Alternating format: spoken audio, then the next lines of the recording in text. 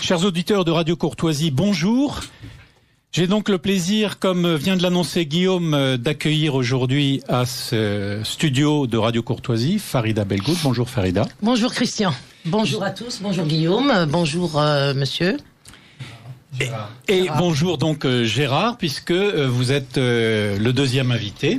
Merci, bonjour à tout le monde aussi. Ainsi que Christian Soyer, qui nous écoute, mais que nous ferons intervenir tout à l'heure par téléphone pour recueillir son témoignage. Alors, pour commencer cette émission, je demande à Guillaume, qui connaît bien Farida, de nous parler d'elle. Ah, je m'y attendais pas. Eh bien, écoutez, je pense que pour moi, la meilleure manière de la présenter, c'est peut-être de parler de l'expérience que j'ai eue avec elle, comment je l'ai rencontrée notamment. Bah oui, qu'est-ce qui vous a amené vers Farida ? Eh bien, écoutez, en fait, je l'ai découvert en 2014, à l'époque où elle avait lancé la journée de retrait de l'école pour l'interdiction de la théorie du genre à l'école. D'accord, vous l'avez rencontrée par quel moyen cette journée JRE ? Par Internet, sur des vidéos YouTube. Donc, initialement, en fait, ce qui m'avait particulièrement troublé, c'était une parole qu'elle avait dite qui était que la plus grande victoire du diable en ce siècle, c'était d'avoir fait croire qu'il n'existait pas. Et c'est vrai que c'est une phrase que j'avais jamais entendue et qui a réveillé en fait ma foi et m'a ramené en fait à la foi catholique avec le temps. Vous n'étiez pas catholique ? Je l'étais, on va dire, non pratiquant et croyant si modérément on pourrait dire pas du tout, quoi. Je suis cosmonaute non pratiquant. Alors Farida, écoutez, voilà, merci d'avoir ramené Guillaume à la foi catholique, vous qui êtes musulmane. Et donc par la suite, j'ai suivi avec assiduité ce mouvement. Et puis elle a fondé par la suite une association qui s'appelait la FAPEC, une association de parents d'enfants, et qui avait pour but en fait de pouvoir aider les parents à éduquer leurs enfants et à les instruire correctement. Et donc dans ce cadre, elle avait monté une formation pour enseigner aux parents la lecture et l'écriture à leurs enfants selon la méthode syllabique. Le RAID ? Non, là c'était la FAPEC.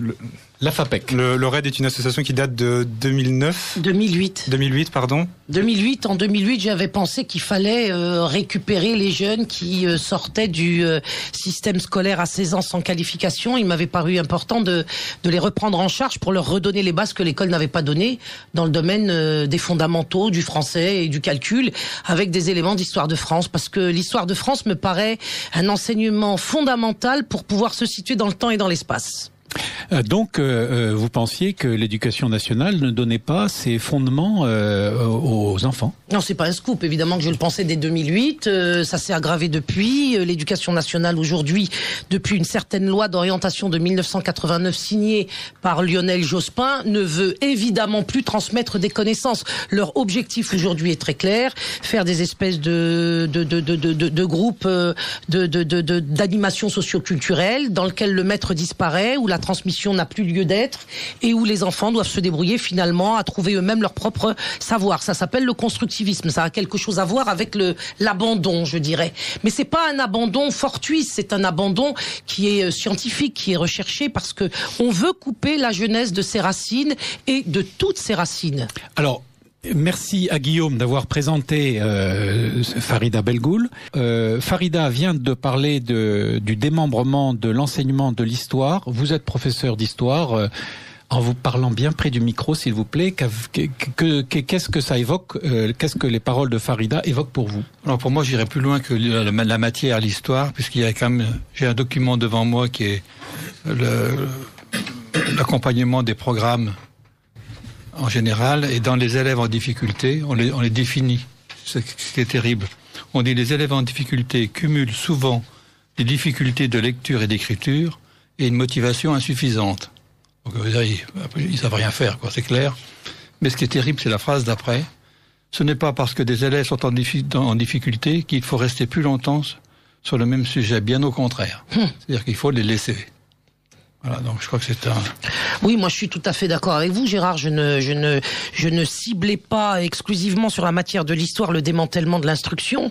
C'est évidemment un démantèlement qui touche toutes les matières et tous les niveaux. Absolument. Puisque maintenant, à partir de la rentrée 2019, on va avoir l'école maternelle obligatoire à partir de 3 ans, ce qui est une aberration complète, hein, ce qui est encore une volonté délibérée de vouloir couper l'enfant de sa famille, donc de ses racines, donc de le mettre en fragilité pour qu'il puisse se soumettre ultérieurement aux injonctions de la société oppressive dans laquelle nous nous trouvons désormais.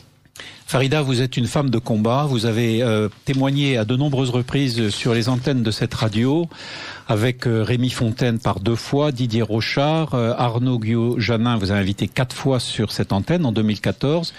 Guillaume de Thieulois, Alexandre Apreval une fois aussi, Emmanuel Ratier. On peut dire que vous avez beaucoup participé à des missions radio Courtoisie parce que vous étiez engagé dans un combat contre ce démantèlement. Et ce que vous venez de dire me rappelle les paroles d'un ministre que vous avez combattu à cette époque-là, qu'il disait « Il faut arracher l'enfant à sa famille ». Et c'est bien cela? C'était Madame Vincent Payon. J'aimais bien l'appeler à l'époque de la JRE 2014, lorsqu'il préconisait sans l'assumer, l'appeler madame, parce qu'il proposait finalement, avec l'enseignement sournois de la théorie du genre à l'école, de mettre le doute sur l'identité sexuelle de nos enfants. Donc pourquoi, du coup, ne plus lui-même le désigner selon le vocable féminin qu'il proposait à nos propres garçons? Effectivement, Vincent Payon, en 2014, a commis une erreur fondamentale qui, quand même, a été vaincue au moment où nous avons su combattre sur le terrain cet ABCD de l'égalité, puisque le mouvement JRE que je préside aujourd'hui n'est rien d'autre en fait que la succession des journées de retrait de l'école qui ont été de janvier 2014 à juin 2014, une action qui avait pour objectif le retrait justement de cet ABCD de l'égalité qui n'était rien d'autre qu'un programme déguisé au nom de l'égalité, pour faire entrer cette idéologie du gender auprès des enfants les plus petits dans les classes. Alors dites-moi, j'en ai discuté un petit peu avec Guillaume avant l'émission, il me disait que la JRE a obtenu un succès massif. Vous avez obtenu, combien avez-vous dit de retraits, Guillaume? J'ai vu le chiffre passer, 220 000 retraits de... 250. 250, pardon. 250. 250 000 journées de classe de JRE. Non, 250 000 retraits d'élèves, c'est-à-dire 250 000 enfants qui ont été retirés de l'école une journée par mois de janvier à juin, étant entendu que c'est pas toujours les mêmes enfants qui ont été retirés selon la mobilisation, l'engagement maintenu ou pas constant de leurs parents. On a enregistré 250 000 retraits, un peu plus même. Alors vous avez été affronté au ministère pour cela ? Bien sûr. Et là aussi, Guillaume me disait, le ministre n'est pas resté très longtemps en place. Non, Vincent Payon a succombé à notre action de la JRE assez rapidement. Dès la première journée de l'école, dès la première journée de retrait de l'école, pour 2 raisons. Il a succombé parce que effectivement la première journée avait été un franc succès, en particulier dans les quartiers populaires, auprès des populations musulmanes, mais pas seulement, et aussi parce que cette JRE préconisait la convergence entre les chrétiens et les musulmans pour sauver la loi naturelle, pour sauver les enfants. Donc nous avons organisé en février, je me souviens bien, une conférence de presse avec des personnalités chrétiennes et des personnalités musulmanes, à l'issue de quoi, effectivement, Vincent Payon n'a pas pu rester à la place qu'il occupait, puisqu'on s'en était trop. Les déclarations qu'il avait faites en direction, justement, de l'éducation nationale pour imposer l'enseignement du gender s'est retrouvé, évidemment, vaincu par les retraits de l'école et vaincu par la convergence entre les chrétiens et les musulmans sur ce point. Alors, par la suite, lui a succédé le ministre Benoît Hamon. C'est lui qui a fait retirer le programme à fin juin. Donc, c'est lui qui, fin juin, vous a donné raison, en quelque sorte? En quelque sorte. Enfin, il nous a pas donné raison, disons qu'il a cédé. C'est pas pareil. Oui, enfin, subrepticement, les programmes ont commencé à être modifiés, ont été retirés d'Internet. Est-ce que vous avez eu, vous, dans votre domaine, vous nous avez lu quelque chose de terrifiant tout à l'heure, Gérard. Qu'est-ce que vous pouvez nous témoigner de ce que vous avez vécu par rapport à cela? Avant de parler de mon vécu, je vais parler d'un autre document qui m'a semblé intéressant d'apporter. C'est la loi de Jules Ferry sur l'enseignement obligatoire, donc de 1882. Ce que comprend l'enseignement, la première des matières, l'instruction morale et civique. C'est l'instruction morale et civique, c'est pas les mathématiques ou ou le français, d'accord. Dans les matières qui sont à enseigner, donc enseignement obligatoire, je note 2 choses. Pour les garçons, les exercices militaires. Pour les filles, les travaux à l'aiguille. Tout est dit, 1882, c'est la loi de l'enseignement obligatoire de Jules Ferry, la fameuse. Morale et civique, vous voulez dire qu'il s'agissait plutôt de propagande que de connaissances effectives, c'est cela? Oui, à l'époque, oui. Oui, bien sûr.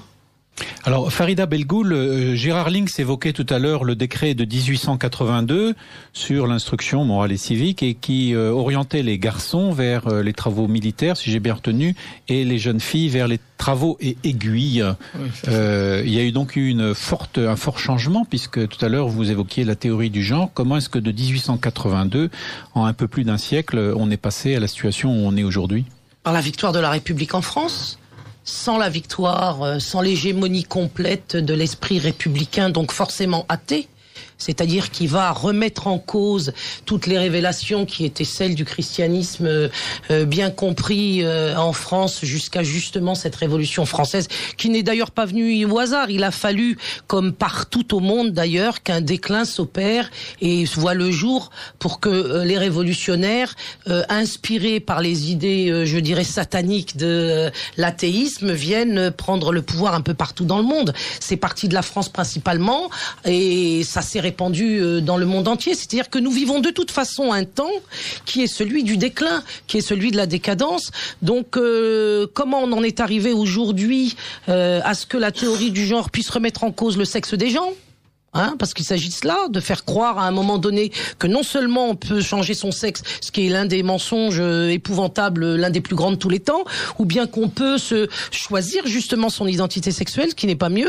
Eh bien, c'est parce que nous sommes dans une période de décadence et que dans cette période de décadence, évidemment, tout est fait, tout est mis en place. Je dirais même parfois au-delà de la volonté de certains, et même des hommes en général, puisque à mon avis, il s'agit là d'un combat eschatologique du diable contre la création de Dieu. Et c'est pour ça que dans le cadre des JRE, il m'avait paru important de relier, d'unir toutes les bonnes volontés, en particulier celles des chrétiens et des musulmans, parce que je me disais que puisqu'il s'agissait d'un combat eschatologique, il fallait que des croyants se lèvent, évidemment. Et comme la France aujourd'hui contient historiquement, pour des raisons qu'on connaît, une présence musulmane de plus en plus représentative, il m'a paru important que les musulmans prennent connaissance de l'histoire de France, parce que c'est dans l'histoire de France que s'explique leur présence en France, et que les chrétiens nous fassent la leçon d'une certaine façon en nous expliquant ce qu'avait été la Révolution et quelles en avaient été les conséquences sur la société française, c'est-à-dire sur un aboutissement qui est celui de la sécularisation de la France, qui de fait aujourd'hui n'existe pas au sens chrétien du terme, pour avoir mis en place une république laïque, athée, maçonnique. Malheureusement, je dois dire que, puisque vous parlez des catholiques et de leur action, j'ai relevé, je suis comme Gérard, j'apporte aussi des documents, j'ai relevé dans un document récent l'Institut catholique de Paris et St. Mary's University qui ont publié un rapport sur les jeunes adultes et la religion en Europe, dans lequel ils se félicitent que 26% des jeunes adultes s'identifient comme chrétiens, donc 26% ça fait un quart de la population, reconnaissent que 64% des jeunes adultes français se déclarent sans appartenance religieuse, donc dans des élections, 64%, c'est quand même une très grosse majorité. Donc ils se reconnaissent sans appartenance religieuse, c'est qu'ils ne sont ni juifs, ni chrétiens, ni musulmans, et ni même bouddhistes ou d'autres religions, sans appartenance religieuse. Mais également dans l'article sur les catholiques, puisque vous les évoquez, il est dit que 26% des jeunes s'identifient comme chrétiens, mais 7% participe à une messe hebdomadaire. Alors si l'on est catholique, et je le suis, puisque d'ailleurs je sors de la messe, eh bien sur les 26%, 7 seulement participent à la messe hebdomadaire, alors que c'est une obligation pour tout catholique que d'aller à la messe le dimanche. Donc c'est assez surprenant, mais ça nous montre une proportion, une minorité dans ce pays de 7% de pratiquants. Qui est le fruit de cette chute dont je vous parlais à l'instant, c'est-à-dire une chute qui est malheureusement aujourd'hui difficile à, comment dirais-je, à contrarier, à redresser un ordre naturel et spirituel qui serait effectivement celui voulu par Dieu. Moi, c'est mon travail, c'est aussi dans ce cadre-là que j'ai rencontré Guillaume et d'autres, qu'ils soient musulmans ou qu'ils soient catholiques. Notre Notre sentiment, notre analyse, surtout profonde, c'est de considérer que il n'y a pas d'autre solution, par exemple, pour sauver les enfants et la génération qui vient, que de restaurer un ordre naturel divin. Ça, c'est clair et net. Sans faute de quoi, ce que font les hommes, on le voit aujourd'hui. Les hommes, on peut dire que c'est une dimension complètement aujourd'hui rendue folle par une idéologie athée qui les conduit à considérer qu'ils sont au cœur de la création et qu'ils peuvent la changer pour en faire une création loisir ou l'objet de leur passion. Or, la création n'est pas un espace de loisir. La création n'est certainement pas la propriété des hommes, puisque les hommes sont des créatures et qu'en conséquence, elles dépendent de leur créateur. Et que ce lien de dépendance à l'égard du créateur est extrêmement important aujourd'hui à restaurer. Il faut en parler et montrer comment la République l'a cassé, parce que sans la restauration de ce lien avec le créateur, il n'y a pas d'avenir possible. C'est-à-dire que la création est la propriété de l'humanité dans la mesure où elle se soumet à l'ordre voulu par son créateur. Elle n'a pas le choix. Or, à partir du moment où elle se rebelle contre son créateur, on peut légitimement dire que cette création ne lui appartient plus et qu'elle n'a aucun droit. Gérard, vous vouliez intervenir ? Oui, je voulais juste revenir un petit peu sur la loi de Ferry, de Jules Ferry, parce que l'article 2, le premier, c'était ce que comprend l'enseignement. L'article 2, c'est sur les religions. Et donc, le 2, il y a 15 articles, donc on est bien en première place. Et je lis. Les écoles publiques vaqueront un jour par semaine, en outre du dimanche, afin de permettre aux enfants de faire donner, s'ils le désirent, à leurs enfants, l'instruction religieuse en dehors des édifices scolaires. Oui, enfin maintenant... Il y avait une journée entière. Oui, il faut que je parle plus fort. Voilà, il y avait une journée entière, monsieur, je vous ai pas entendu. C'est ce que recommandait la loi. Oui, elle recommandait quoi? Parce qu'on n'a pas bien entendu. Une journée en plus du dimanche pour l'instruction religieuse. Alors cette journée en plus du dimanche, c'est le jeudi. Oui, mais c'est une journée complète qui a été donnée aux parents. Qui entre-temps a disparu. Moi, je me souviens quand j'étais jeune, petite, puisque je suis né en France, j'ai donc été scolarisée dès le primaire. Je suis pas allée à la maternelle, ça n'existait pas à l'époque, je crois. Mais dès le primaire, je suis allée à l'école, évidemment, à l'école publique, et il m'est arrivé évidemment tous les ans de croiser mes anciens, mes camarades dans la tenue des premiers communions et des premières communions. Aujourd'hui, on le voit plus. C'est effectivement la journée du jeudi. L'autorisation donnée par Jules Ferry, évidemment, elle aussi est devenue peau de chagrin. De toute façon, c'est un processus qui va, je dirais, petit à petit. Il ne s'agit pas pour la République, pour les révolutionnaires, pour les militants athées, radicaux, extrémistes, d'en finir avec la religion du jour au lendemain. Ils savent que ça n'était pas possible. D'ailleurs, Vincent Peillon l'a parfaitement expliqué lui-même. Il a fallu y aller progressivement et faire en sorte que petit à petit, on retire la foi du cœur des gens. Et c'est l'objectif de la République. Et pour y parvenir, l'école est un lieu central pour que la mise en place de programmes conduisant à l'athéisme des jeunes soit effectif. Et nous avons, depuis les textes cités par Gérard de Jules Ferry jusqu'à aujourd'hui, continué à vivre la dégradation de la foi, notamment par l'intermédiaire de l'école, et je dirais surtout, mais pas seulement. Parce que toute la société française étant sécularisée, notamment dans le cadre de ces institutions, et bien évidemment, aujourd'hui, on a décidé, et malheureusement les catholiques s'y sont ralliés, que la foi était et relevait du domaine privé. Or, il est évidemment inacceptable de penser que nous pouvons être schizophrènes et accepter ce programme de schizophrénie, puisqu'un être humain est un être humain intègre, je veux dire entier, et à partir de là, il peut pas être chrétien chez lui et athée au travail. C'est complètement, évidemment, impossible. Alors Farida, vous avez donc participé, j'ai relevé 9 émissions en 2014. Vous avez vécu donc le départ de Vincent Peillon en juin, qui a fait un passage assez court finalement au ministère de l'Éducation nationale et qui est parti à l'occasion d'un remaniement ministériel.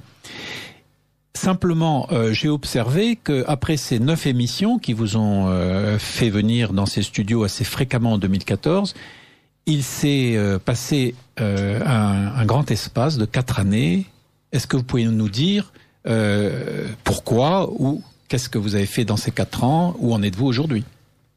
Pourquoi je n'ai pas été sur l'antenne de Radio Courtoisie? Non, pas sur l'antenne de Radio Courtoisie, mais après une telle présence, qu'est-ce qui on n'a pas. En fait, ce qui s'est passé. Votre combat a-t-il changé d'orientation? Pas du tout. En fait, on est passé des journées de retrait de l'école au mouvement Justice et Respect pour l'enfance. On a gardé le sigle. Un ami nous a donné l'idée de faire de JRE Justice et Respect pour l'enfance, que j'ai trouvé être une excellente idée. Et nous avons continué de cette façon, après avoir fait suivre les JRE par la création d'une association, la FAPEC, la Fédération Autonome des Parents Engagés et Courageux, qui a connu de nombreux déboires, des coups qui sont provenus à la fois du pouvoir, mais aussi d'une partie de la dissidence, celle qu'on appelle le 2.0, là pour un peu être ironique.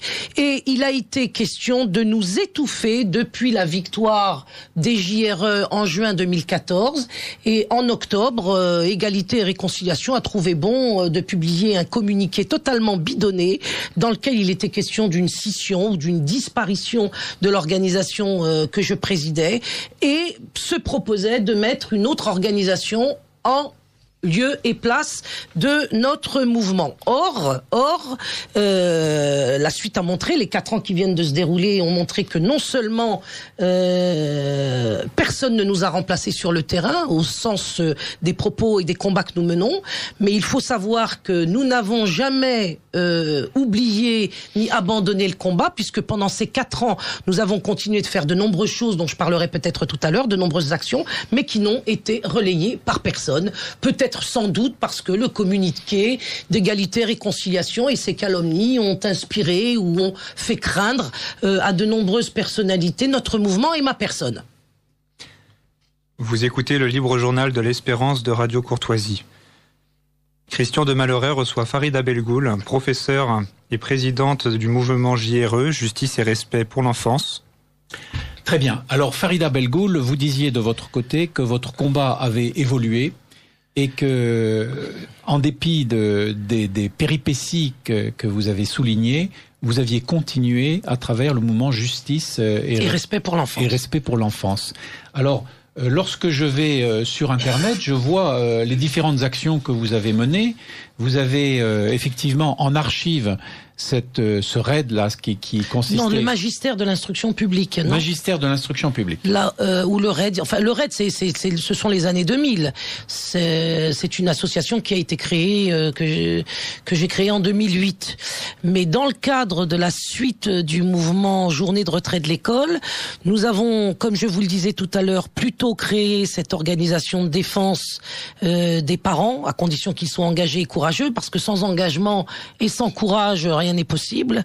Nous l'avons expérimenté dans le cadre des 6 mois des journées de retrait de l'école et nous avons mis en place un magistère de l'instruction publique pour venir au secours des parents, puisque le constat était que les enfants en primaire n'apprenaient plus sérieusement à lire et à écrire le français. J'ai réalisé une formation destinée aux parents afin de faire d'eux les maîtres de leurs enfants, c'est le moins qu'on puisse dire, c'est-à-dire que je les forme à la maîtrise de la méthode syllabique pour qu'ils soient en mesure ensuite, au bout d'une formation qui dure 6 heures sur une plateforme de téléenseignement que vous pouvez trouver donc sur le site mouvement-jre.com. Donc ce magistère de l'instruction publique est disponible de nos jours encore évidemment, créé depuis 4 ans pour permettre aux parents de maîtriser la méthode syllabique et à partir de la méthode syllabique d'apprendre à lire et à écrire à leurs enfants parce que l'école ne le fait plus. Donc si je vais... Ne le fait plus sérieusement. Si je vais sur Internet, je taperai le lien, puisque maintenant on est obligé d'en passer par là, je taperai le lien mouvement-du6jre.com et j'accéderai à votre... Magistère de l'instruction publique. À votre site, oui. Votre blog, je ne sais pas comment on dit. Un site. À votre site qui traite des sujets différents, j'ai été voir, société, spiritualité, éducation, culture, santé, nouvelles technologies et l'international. C'est assez éclectique. Oui, parce que le sort des enfants se joue dans tous ces domaines aussi. Il y a d'ailleurs des domaines qu'on n'a pas listés ici, et on se rend compte que c'est toute l'humanité maintenant qui est en danger. Donc évidemment, on est obligé de considérer les différents domaines dans lesquels les attaques, de manière extrêmement frontale par l'oligarchie, se font jour et font mal. Alors moi, je ne pense pas qu'on puisse se battre sur tous les plans. Vous avez par exemple le compteur Linky aujourd'hui qui mobilise beaucoup de gens, à juste titre. Il vient d'avoir un mort. On pense, d'après le dernier article de l'Est républicain, que le compteur Linky serait probablement à l'origine de l'incendie qui a conduit à l'enfumage d'un pauvre monsieur qui en est mort ces jours-ci.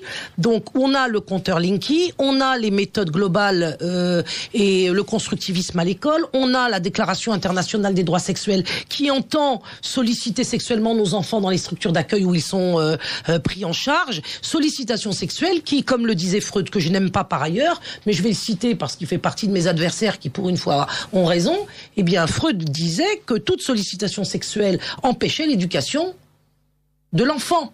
On ne peut pas aujourd'hui, contrairement à ce qu'on veut nous faire croire et qui est relayé même maintenant par certains musulmans ou certains catholiques, ce qui est une aberration ou de l'ignorance pure et simple, on ne peut pas croire que l'éducation sexuelle est compatible avec l'éducation spirituelle. C'est absolument faux. L'éducation sexuelle est totalement contraire à l'éducation spirituelle et c'est pour cette raison d'ailleurs qu'elle est mise en place et rendue obligatoire maintenant à partir de l'âge de 3 ans, puisque on nous impose de scolariser nos enfants à partir de cet âge-là. Qui dit éducation au sexe sacrifie l'éducation de l'esprit. Parce que ce sont deux dimensions aujourd'hui qui ne sont pas équivalentes. Si l'éducation de l'esprit contient l'éducation du sexe, l'inverse n'est pas vrai. L'éducation du sexe ne contient pas l'éducation de l'esprit. Je ne sais pas si je me fais comprendre, mais en tout état de cause, la meilleure éducation sexuelle qu'on pourrait donner à nos enfants, c'est justement de prendre en charge leur éducation spirituelle pour leur faire comprendre qu'ils ne sont pas des animaux sauvages destinés uniquement à se considérer comme des parties génitales en rut, de surcroît. Alors, du courrier des lecteurs, émission formidable, intelligemment menée. J'embrasse Farida Belgoul, vous êtes exemplaire. Merci. À Nevers, le curé ne parle que de l'islam. Il y a des veillées de prière pour la Sainte Vierge avec les musulmans et les chrétiens. Donc ce sont des interventions d'auditeurs, 2 auditeurs. Pour ce qui est de la deuxième intervention, je la mets de côté et nous en parlerons tout à l'heure. La première est celle d'un auditeur qui est satisfait de ce qu'il entend et qui est heureux, Farida, de vous retrouver sur l'antenne de Radio Courtoisie depuis ces 4 années où vous avez mené votre combat différemment et notamment beaucoup par Internet. Alors je voudrais aussi signaler quelque chose qui existe sur le site mouvement-jre.com, c'est que nous avons Maria Poumier qui a mis en place elle aussi une formation qui me paraît très intéressante. J'attends l'équivalent du côté des musulmans. J'espère qu'ils seront capables un jour de venir me faire une proposition équivalente. C'est qu'elle a mis en place une plateforme elle aussi de téléenseignement à partir de laquelle elle enseigne le catéchisme par les arts. Et c'est absolument somptueux. Nous n'avons malheureusement pas d'audience autant qu'on le méritait et autant qu'il le faudrait, parce que nous sommes considérablement boycottés, comme je vous l'ai dit tout à l'heure, aussi bien par le pouvoir que par certains réseaux dissidents.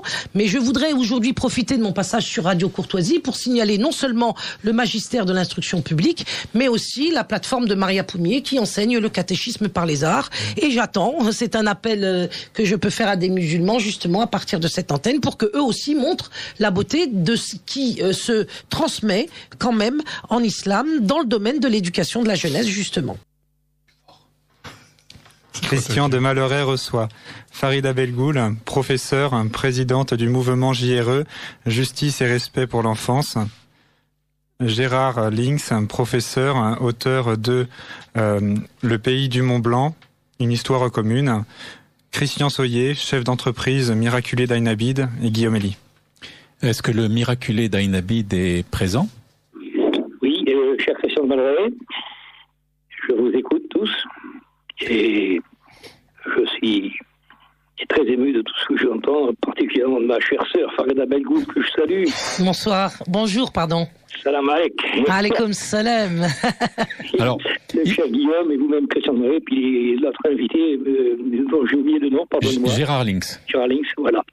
Donc, J'ai été très contente, grâce à vous, Christian de Malray, de faire la connaissance de Christian Soulier. Et j'ai l'intention d'ailleurs de continuer cette relation qui vient de s'entamer, parce que j'ai en tête la volonté de comprendre et de connaître sa vie.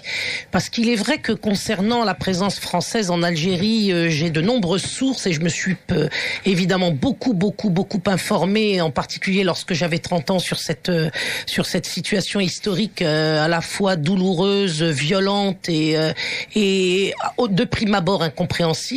J'ai compris un certain nombre de choses. Je crois que la colonisation était la première étape de la mondialisation. Je pense que ce n'était finalement pas la France qui a effectué cette colonisation, mais plutôt la République maçonnique, et qu'en conséquence, aujourd'hui, je voudrais pouvoir relire en compagnie justement d'un Français de là-bas, catholique de surcroît, ce qui nous a unis et finalement séparés, ce qui nous a été, nous, imposé, et qui finalement a donné cette guerre dans laquelle, et finalement, quelqu'un comme Christian Soulier a dû quitter l'Algérie.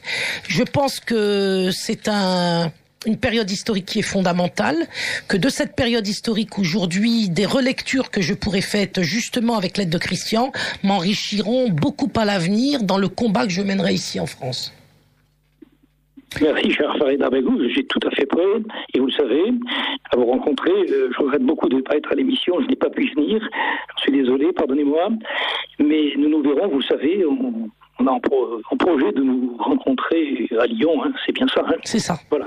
Mais vous êtes encore Oui. professeur appartenant à l'éducation nationale, Tout à et en fait. même temps vous menez un combat contre la façon, contre votre hiérarchie. On peut le dire.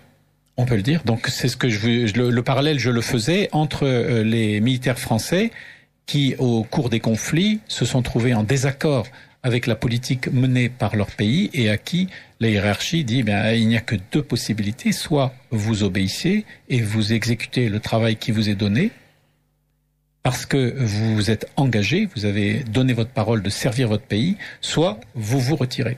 Et donc, mais moi je me suis pas retiré, c'est pour ça que je vous comprenais pas tout à l'heure. C'est-à-dire que ma position n'a pas été de me démettre, ma position a été de combattre. C'est-à-dire que effectivement, je n'obéirai pas dans ma vie. Maintenant, j'ai 60 ans et ça a toujours été mon chemin de vie qui s'est manifesté de cette façon. Il est hors de question pour moi de servir une cause diabolique.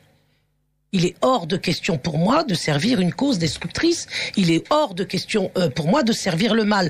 Donc si mon administration de tutelle veut m'imposer une légalité qui me paraît être opposée à l'intérêt des enfants dont nous avons la charge, je ne me soumettrai pas aux injonctions de mon autorité. C'est ce qui a fait que j'ai eu les initiatives que j'ai prises depuis de nombreuses années et les problèmes qui sont effectivement conséquents à ces initiatives. Ils ont organisé à l'occasion d'une affaire qui a vu le jour à jouer les tours, un procès politique contre ma personne, où évidemment j'ai perdu aussi bien en première instance qu'en appel qu'en cassation, parce qu'il était question de couper la tête d'un porte-parole qui, justement enseignante, ne se soumettait pas pour autant aux injonctions et aux consignes de l'éducation nationale qui était son administration de tutelle. Moi, je ne peux pas enseigner la théorie du genre, je ne peux pas la mettre en œuvre, je ne mettrai pas davantage en œuvre des cours d'éducation sexuelle qui heurtent non seulement ma conscience, mais aussi la conception que j'ai de la loi. Je ne m'associerai pas à ces impostures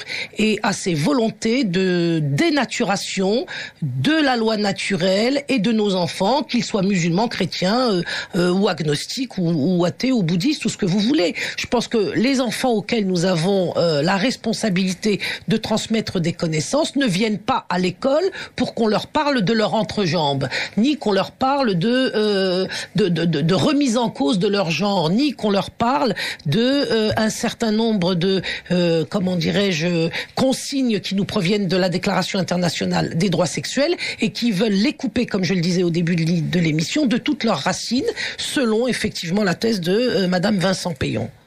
Alors là, vous évoquez le droit d'ailleurs de tout humain, et un président français dont j'ai oublié le nom un jour a établi justement dans les règlements militaires une clause de conscience disant qu'on avait le droit de ne pas obéir à un ordre qui heurtait sa conscience. Farida, je vous écoute.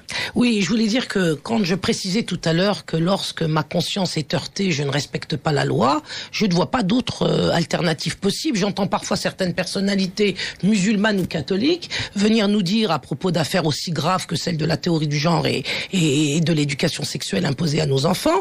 Je les entends dire que, ou du mariage homosexuel par exemple, que ça heurte notre conscience, mais qu'il faut tout de même maintenant respecter la loi. Bon, en matière, dans ce domaine, moi je m'inscris totalement en faux dans cette démarche. Je pense que si véritablement notre conscience a été heurtée, nous n'avons pas à participer au minimum à la mise en œuvre de cette loi. Je dirais par exemple que si des gens sont heurtés par le mariage homosexuel parce qu'il dénature le mariage traditionnel qui fait que un enfant est issu d'un homme et d'une femme, etc. On connaît aujourd'hui l'argumentation. On ne peut pas effectuer ce mariage lorsque on est catholique et qu'on pense, par exemple, que évidemment ça vient heurter ses convictions religieuses. Donc je ne comprends pas, par exemple, comment on peut dire que d'un côté on n'admet pas ce mariage homosexuel dans le sens où on l'a dit pendant des années et où parallèlement on accepterait de l'effectuer en mairie. Donc là, c'est par exemple quelque chose, si moi j'étais maire ou adjoint et maire, je serais cohérente avec ma conscience justement, c'est que je refuserais, au risque d'aller en prison ou de devoir même être chassé de l'institution communale, je refuserais d'effectuer des mariages homosexuels. Voilà, je pense que on ne peut pas faire autrement si on a réellement une foi chevillée au corps. Cette foi chevillée au corps exige des preuves. Parce que parler pour ne rien faire, c'est finalement ne rien être. Alors c'est tout le courage qui a été souligné tant par les patrons d'émissions qui m'ont précédé ici que par les auditeurs qui ont témoigné qu'ils étaient admiratifs de votre action et de votre engagement. Alors maintenant, si l'on se tourne vers l'avenir, pouvez-vous nous faire part de vos projets et de la position des combats que vous entendez mener?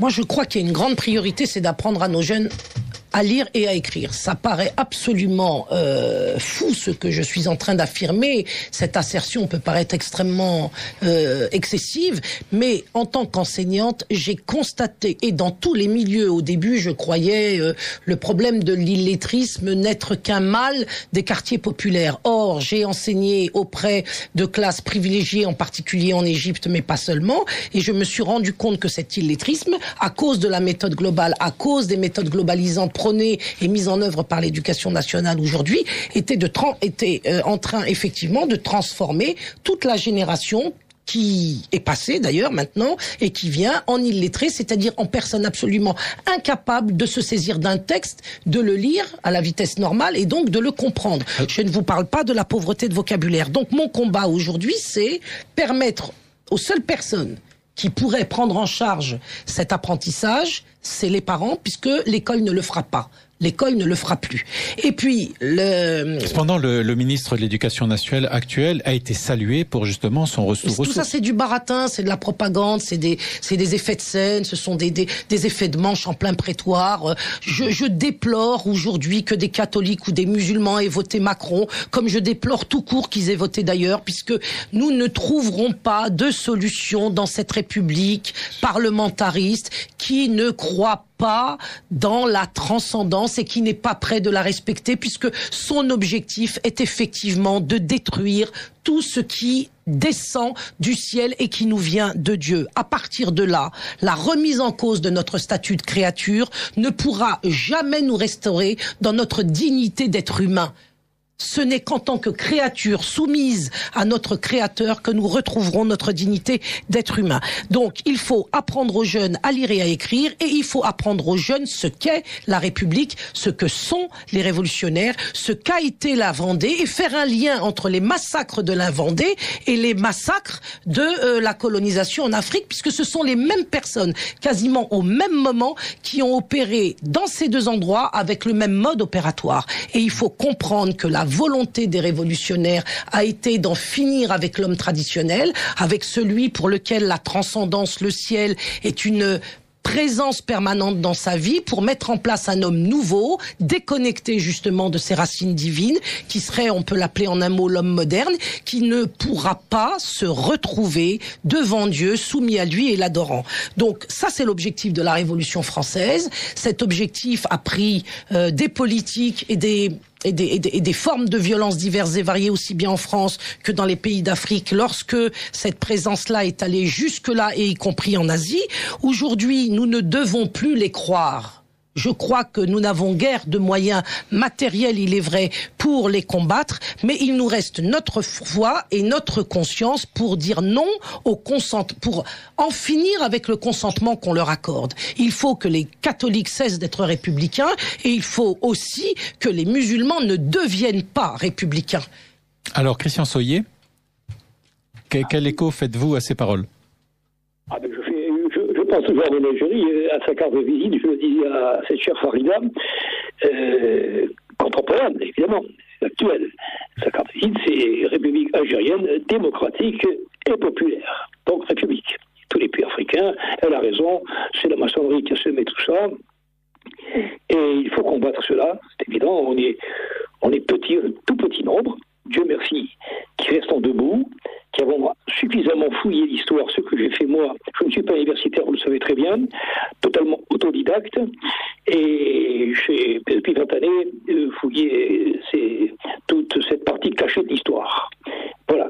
Alors, c'est vrai qu'on constate que c'est des républiques, à part le royaume chérifié au Maroc. Et oui, pour revenir un petit peu, éclairer un petit peu ce que Farida disait, un homme politique français célèbre, dont je tairai le nom, il y a une vingtaine d'années, peut-être, ou 25, a été reçu à Rabat, au palais, par Hassan II, à l'époque, qui était souverain, et 2 heures d'entretien. Et Hassan II, écoutez, cela c'est très important, parce que c'est un peu la clé. Et ça confirme bien ce que est l'inquiétude de Mme Bellegoule et les raisons de son combat.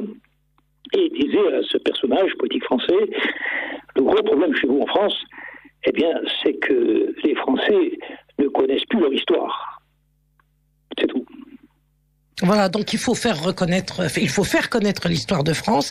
Par la même occasion, cette connaissance de l'histoire de France nous conduira forcément à la connaissance de l'histoire des pays anciennement colonisés ou toujours colonisés, parce que bon, on est en mesure aujourd'hui de soupçonner que l'indépendance de ces pays-là n'est pas réellement celle qu'on prétend qu'elle est. Et puis, il est question aussi, évidemment, de toujours se mobiliser pour sauver les enfants, de toutes les mesures de sexualisation précoce et de toutes les volontés plus ou moins sournoises et sourdes actuellement qui, en sous-main, tentent de légaliser la pédophilie. Et pour combattre, je crois je le répète, je n'ai pas encore changé d'avis sur la question, quelles que soient les péripéties et les déboires que j'ai pu rencontrer sur ce chemin. Je le répète, je crois que toutes les forces vives doivent s'unir, et en particulier les chrétiens et les musulmans qui restent attachés à la loi naturelle. Sans cette convergence entre les chrétiens et les musulmans et les chrétiens perdront. Alors je peux effectivement paraître excessive sur ce point, mais l'expérience que j'ai depuis 40 ans de militantisme aujourd'hui me conforte dans cette direction. Seule une union des forces populaires, des forces du peuple constituées en France, comme il l'est constitué aujourd'hui pour des raisons historiques, doit nous conduire à la victoire et à la restauration d'une France digne de ce nom, où effectivement la loi naturelle serait respectée, ce qui n'est plus le cas maintenant depuis plusieurs années, et qui va être une situation qui ira s'aggravant au fur et à mesure que le temps va se dérouler. Alors, il y a une divergence fondamentale entre la foi catholique et la foi musulmane. Vous qui avez vécu ça en Algérie, est-ce que vous pouvez nous dire ce que vous pensez de cette convergence dans un combat entre musulmans et catholiques, Christian Soyer? Voilà, alors nous partageons, c'est une bonne question, parce que dans la région où j'ai fini donc la grande adolescence, avant le départ vers la France à 17 ans et demi, j'ai eu la chance d'avoir un ancien qu'on appelle un Joubaili, un gars du bled, qui était un sage, qui était musulman. Eh bien, il me faisait un peu mon éducation spirituelle. Sur le strict plan de la morale naturelle, n'est-ce pas?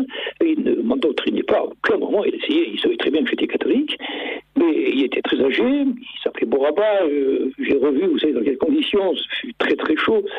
Et alors j'avais 13-14 ans, on fait ce qu'on fait à cet âge-là, quelques petits écarts, on est un peu fou, hein, les jeunes. Eh bien ce bon Bouraba, qui était assis sur son tabouret dans sa maison, m'invitait à m'asseoir auprès de lui, sur un petit tableau aussi, et puis il me faisait remarquer, parce qu'il observait tout cela, hein. Il était ancien, il voyait bien toutes les bêtises que l'on faisait. Eh bien, il me reprenait point par point, et mon curé, eh bien, il faisait pas mieux. Voyez-vous, ça c'est encore le miracle un petit peu dont je parlais tout à l'heure. On peut très bien faire un bout de chemin ensemble. Mais attention, les ennemis sont là, il les a bien dépeints, je l'ai bien compris. Il faut nommer ça, surtout cette pieuvre, la maçonnerie. Il n'y a pas de doute. Ça, c'est l'ennemi mortel. Et elle n'est pas ce qu'elle est. Il faut avoir le courage de le dire. Je le dis encore aujourd'hui. Hein, il faut, comme disait Léon XIII, il faut lui arracher son masque et la montrer telle qu'elle est. 90% des maçons, je l'ai déjà dit, intrinsèquement ne savent pas ce qu'est la maçonnerie. À ce propos, je voudrais dire, Christian Soulier et à tous les auditeurs, une chose dont on entend souvent parler, à tort d'ailleurs, c'est la fameuse notion des territoires perdus de la République. Hein, lorsqu'on veut parler des quartiers populaires, on vous parle de zones de non-droit, on vous dit que ces territoires ont été perdus par la République. Eh bien moi, évidemment, une fois de plus, je vais m'inscrire en faux contre cette expression parce que la vérité, c'est l'inverse. La vérité, c'est que ce sont des territoires qui ont été gagnés par la République. Parce que le trafic de drogue, c'est pas musulman. La prostitution, c'est pas musulman. Le non-respect de ses parents, ce n'est pas musulman. Et je passe les exemples. C'est que aujourd'hui, si dans certains quartiers, il y a des comportements d'incivilité ou de délinquance, c'est bien le fruit exclusif de l'éducation républicaine ou de la situation faite à ces gens dans ces espaces-là et dont la République porte l'entière responsabilité. Sans aller dans un esprit de victimisation qui ne me va pas, puisque j'appelle justement régulièrement les familles à se mobiliser avec dignité pour montrer ce qu'elles sont réellement et ce dont elles sont capables, parce qu'en tout homme, il est possible d'accomplir le pire, mais également le meilleur. Je pense que nous devons comprendre que tout ce qui est aujourd'hui néfaste à la France ancienne, puisque celle-ci n'a plus sa raison d'être actuellement, c'est le mal qu'a opéré la Révolution et la République française en s'installant et en allant désorganiser totalement la fourmilière originelle en lui donnant le coup de pied qu'on lui connaît et qui a non seulement désorganisé et déstabilisé l'ancienne France, mais aussi tous les territoires qui ont été ensuite conquis par cette République maçonnique. Alors, de tous les croyants modérés, nous dit un auditeur, un homme, et respectueux les uns des autres, doivent s'associer fraternellement pour défendre la loi naturelle face à une société oppressive et totalitaire qui nous déshumanise au seul service de l'argent. Mes respects, Madame Bellegoul, que pensez-vous faire pour le combat contre le transhumanisme? La route de la fidélité. On a commencé l'année dernière avec Guillaume Elie qui est à ma droite. Nous avons à trois tourné le dos à la pyramide du Louvre qui était le symbole signifiant que nous tournions le dos à la République. Très souvent, les manifestations arrivent forcément sur des places maçonniques de Paris conquises par la Révolution depuis 2 siècles et demi ou 3 maintenant. Bref, donc nous avons pris le chemin inverse, c'est celui qui nous conduirait de l'erreur à la vérité. C'est-à-dire que nous sommes partis de la pyramide du Louvre, hein, qui représente bien l'oligarchie avec toutes ces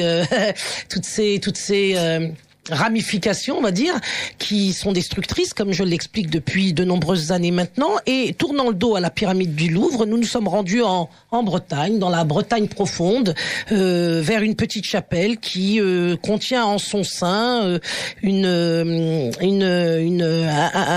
crypte qui commémore les 7 dormants, qui est un récit commun aux chrétiens et aux musulmans, qui raconte l'histoire de ces chrétiens qui, vivant dans une société corrompue, n'ont pourtant pas pour autant renoncé à leur religion et ont fini par s'endormir très longtemps dans une grotte. Le Coran dit à peu près 300 ans, la tradition chrétienne dit aussi de nombreuses années qui dépassent la centaine donc, et ces gens s'abandonnant à Dieu, puisque le sommeil représente justement cet abandon vers le ciel et vers Dieu dont nous avons besoin, se sont réveillés donc très longtemps après dans une société où la vertu était restaurée. C'est-à-dire que le message est clair. c'est en se soumettant et en se rendant au Créateur des cieux et de la terre que nous parviendrons à agir selon une direction qui forcément aura des fruits positifs et qui restaurera effectivement la loi naturelle sur terre qui pour l'instant est très mise à mal puisque l'objectif du diable actuellement c'est de faire justement que toute dénaturation possible et imaginable s'empare de toute personne actuellement partout où qu'il soit dans le monde. Donc la route de la fidélité, on l'a faite l'année dernière avec Guillaume Elie et Roman Rodriguez. Nous allons en faire une seconde édition qui aura lieu probablement à la Toussaint. On en reparlera peut-être d'ici là. Et j'entends bien que tous les ans, une route de la fidélité sillonnera la France pour exprimer sa fidélité à Dieu et par conséquent à sa création, aux enfants, à l'homme, à la femme, aux nécessités d'instruire correctement nos enfants, au refus de la marchandisation humaine et apporter dans le domaine de la santé des perspectives justement qui nous sont actuellement ôtées par les labos pharmaceutiques. La route de la fidélité, c'est une route qui est une action symbolique parce que ce n'est pas une action qui va rassembler de nombreuses personnes. Nous n'en avons pas les moyens et compte tenu des problèmes de sécurité que nous ne pouvons pas assumer, nous partons à quelques-uns sur un territoire donné.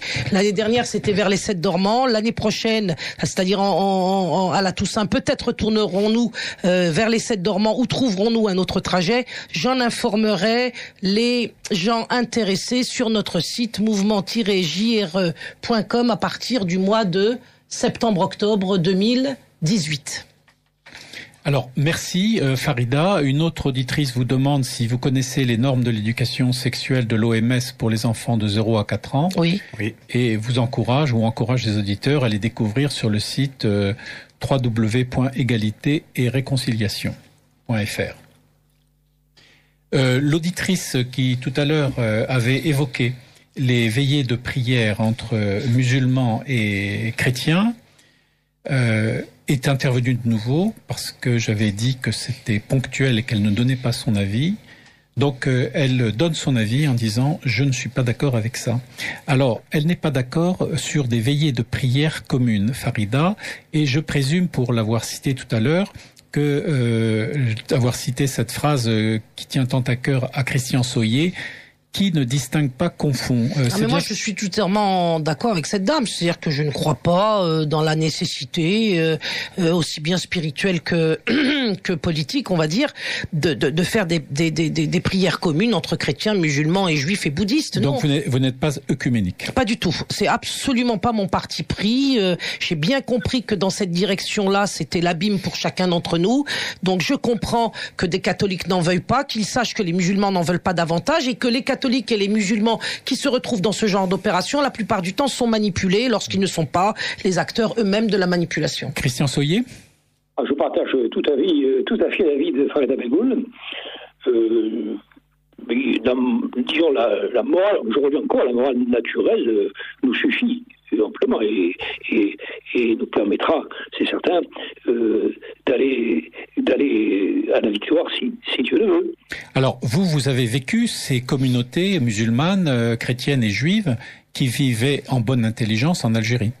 Bien sûr. Chacun avait son identité, comme vous disiez tout à l'heure, qui ne distingue pas, confond. Oui. Chacun était bien dans sa religion et dans sa foi et marchait ensemble. Voilà, exactement. Et alors, je tiens aussi à signaler, c'est très important, puisque nous naissions tous dans le même lieu, le même bocal, il n'y avait pas les moyens d'aujourd'hui, c'est vrai, et la situation était tout à fait différente, les moyens techniques, etc. Mais je notais, surtout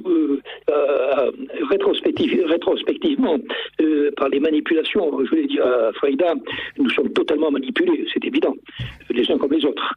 Alors attention, gardons-nous de ça, restons bien debout. Mais, par exemple, les mariages interethniques n'existaient pas, je ne les voyais pas. Ce qui n'empêchait pas, justement, ce beau miracle de cette coexistence à tous les niveaux. À l'école, dans la vie professionnelle, dans nos distractions, le football, des tas de choses comme ça. Il n'y avait pas de mur, absolument. absolument pas. Mais il y avait ce respect parce que on comprenait, elle a bien raison, on comprenait que c'était bien distinct et puis qu'il fallait bien respecter l'autre. Et bien, il y a ça. Il n'y avait pas de ces mariages-là, ça n'existe pas. Alors l'exception qui confirme la règle, voyez-vous. Alors, merci Christian Soyer pour votre témoignage. Cette émission tire à sa fin, donc je vous salue dans votre beau pays de Nice. Oui, je voudrais, Christian démarrer. Alors, brièvement, vous pouvez conclure. Très brièvement, une citation qui vaut pour tous d'ailleurs, qui est de Sainte Thérèse d'Avila. Tous nos invités, nos auditeurs, ne vous troublez pas, ne vous effrayez pas, tout passe. Exactement. Dieu seul Je reconnais bien Sainte Thérèse. La patience arrive à tout. À qui possède Dieu, rien ne manque. Dieu seul suffit. Merci à tous et bon dimanche. Merci Christian Soyer. Merci à vous Gérard. Il nous reste quelques secondes. Farida Belgoul, je vous laisse le mot de la fin. Prier et agir. Il n'y a pas de prière, je dirais, à mes yeux authentique sans l'action, puisque l'action est la preuve de la prière et de la foi, comme je vous l'ai dit au début de l'émission. Je suis un petit peu fatiguée par le fait que des gens de plus en plus nombreux baissent les bras. Je crois que ils auront à en rendre compte. Donc il faut quand même aussi avoir peur de ce qui nous arrivera après la mort. Et après la mort, des comptes nous seront demandés sur ce que nous aurons fait ici-bas.